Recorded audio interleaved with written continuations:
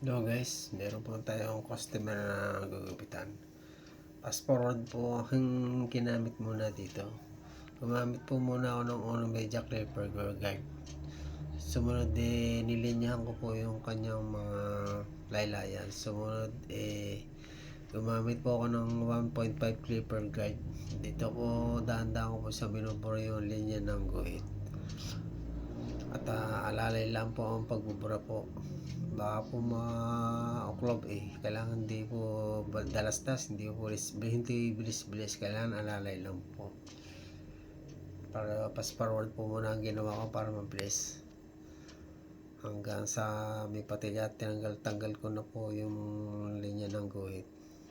Sumunod gumamit na po ako dito po ng trimmer. Dito ko na po siya pipinising, burahin po yung linya ng guhit.